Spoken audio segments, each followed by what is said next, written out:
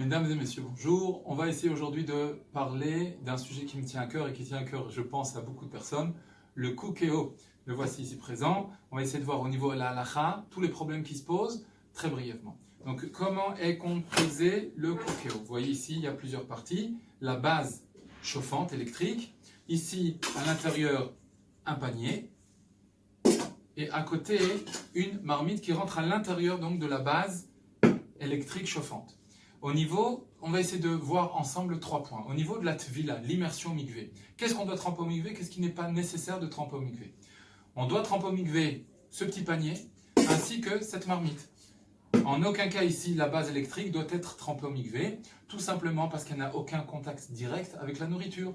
On m'a posé la question aussi au niveau de ce couvercle-là. À partir du moment où il relie ici avec un boulon et il est collé, il est cloué, il est fixé, disons, à ce koukéo, il n'a pas besoin non plus d'être trempé au mikvé. Encore une fois, uniquement ces deux ustensiles, oui, parce qu'ils ont un contact direct avec la nourriture. Le socle ici n'a pas besoin d'être trempé. Au niveau de la bracha, de la bénédiction, il y a une grosse polémique au niveau de la bracha, tout simplement parce que dernièrement, beaucoup d'actionnaires dans le monde ont pu avoir des actions dans n'importe quelle entreprise du monde. Et on craint peut-être qu'il y aurait aussi des juifs dans toutes les entreprises du monde, ce qui nous rendrait complètement patour de faire la tvila ou de faire la bracha. C'est pour cela que, du fait qu'on a un doute, tremper au mikvé ces ustensiles, on en a le devoir, mais la majorité des décisionnaires aujourd'hui disent sans bracha, ça fait brachot les hakel. Ça, c'est un premier point. Second point, qu'est-ce qu'il en est si j'ai une marmite comme celle-là, bassarit, et aussi une marmite comme ça, halavite? Est-ce que j'aurai le droit de cuire dans le même socle un jour du lait et un jour de la viande? La réponse est non. Tout simplement pourquoi? Parce qu'il y a beaucoup de vapeur qui s'émanent lors de la cuisson et qui viennent se coller dans tous les interstices. Même si on viendrait changer ici le couvercle qui a des rebords en plastique, il serait impossible ici de permettre une telle chose. Tout le chouman, la graisse qui vient s'infiltrer de partout, c'est techniquement impossible de nettoyer comme il le faut. Donc, messieurs, désolé, et mesdames, mazal tov, pour pouvoir cuire du lait et de la viande dans un koukéo, il faudra en acheter 2. Donc, messieurs, investissez comme il le faut. Troisième point, et c'est une question qui est récurrente, qui revient assez souvent. Si, admettons, pour faciliter les choses, j'ai consacré mon koukéo en bassari. Bien sûr, encore une fois, la question peut se poser dans les deux sens. Mais disons pour faciliter, je l'ai rendu bassari. Est-ce que si je fais aujourd'hui cuire un aliment parvé, par exemple des pommes de terre, est-ce que j'aurai le droit de consommer ces pommes de terre avec du lait?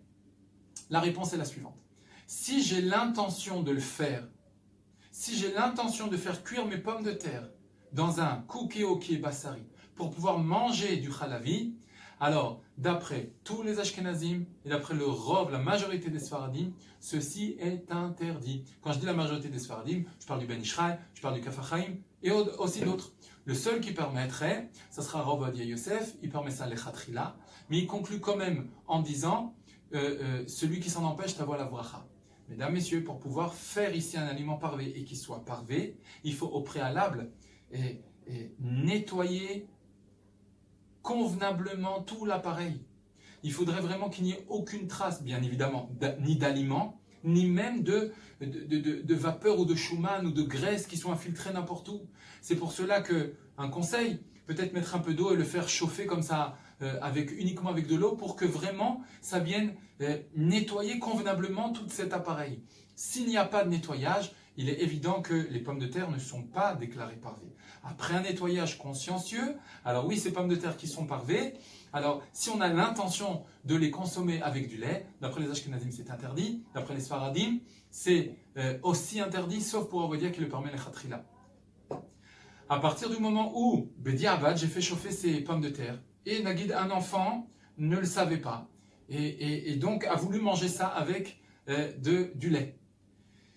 Si la viande a été cuite dans ce koukéo moins de 24 heures, donc on est dans les 24 heures après la cuisson de viande, pour les Ashkenazim, je pourrais consommer ces pommes de terre avec du lait, mais le lait, on devra le manger ou avant ou après, jamais en même temps. Pour les Sfaradim, même durant à l'intérieur des 24 heures, ça sera permis de manger ces pommes de terre avec du lait. Après les 24 heures, même pour les Ashkenazim, tout sera permis.